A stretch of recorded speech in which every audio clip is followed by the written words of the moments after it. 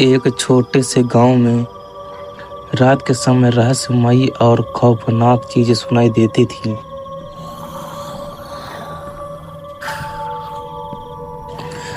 गांव के लोग इन चीजों से भयभीत होकर अपने घरों में दुबके रहते थे और किसी को भी बाहर निकलने की हिम्मत नहीं होती थी। गांव के बुजुर्गों का मानना था कि यह चीजें किसी भटकती आत्मा की हो सकती हैं, जो अपनी किसी अधूरी इच्छा या दुख के कारण यहाँ फंसी हुई थी।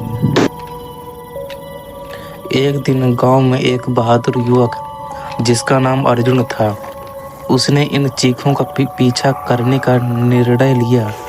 अर्जुन को भूत प्रेतों पर विश्वास नहीं था। वह मानता था कि यह सिर्फ अंधविश्वास है। उसने ठान लिया था कि वह इस रहस्य को सुलझाएगा और गांव वालों को इस डर से मुक्त करेगा।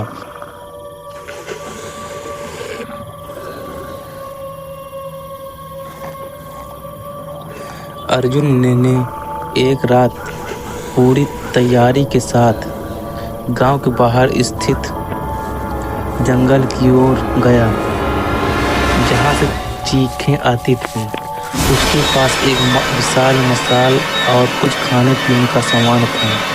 वह धीरे धीरे जंगल में आगे बढ़ने लगा। रात का समय था और चारों ओर अंधेरा छाया हुआ था। पेड़ों की सरसराहट और जानवरों की आवाज़ें इस डरावने माहौल को और भी भयानक बना रही थीं। जैसे जैसे अर्जुन जंगल के अंदर जाता गया, चीखों की आवाज़ और तेज होती गई। अचानक उसे लगा कि उसके सामने कोई खड़ा है। उसने मशाल की रोशनी में देखा कि एक बूढ़ी औरत की आत्मा उसके सामने खड़ी थी। उसकी आंखों में दर्द और बेबसी थी। अर्जुन ने हिम्मत जुटाकर पूछा, तुम कौन हो और क्यों चीख रही हो? आत्मा ने धीरे धीरे अर्जुन को अपनी कहानी बतानी शुरू की कि वह एक विधवा थी जिसकी इकलौती बेटी गांव के एक युवक से प्रेम करती थी, लेकिन वह युवक धोखेबाज निकला और उसने बेटी को धोखा देकर छोड़ दिया। बेटी इस सदमे को सहन नहीं कर पाई और उसने आत्महत्या कर ली। बूढ़ी माँ इस घटना से टूट गई और अंततः उसकी भी मौत हो गई। उसकी आत्मा अब भी अपनी बेटी को खोज रही थी और उसे न्याय दिलाने के लिए भटक रही थी। अर्जुन ने उस आत्मा की मदद करने का निश्चय किया। उसने गांव लौटकर उस धोखेबाज युवक को ढूंढा और उसे सच बताने के लिए मजबूर किया। युवक ने अपनी गलती मानी और गांव वालों से माफी मांगी। इसके बाद अर्जुन ने बूढ़ी माँ की आत्मा के लिए एक पूजा का आयोजन किया और उसकी बेटी की आत्मा के लिए शांति की प्रार्थना की।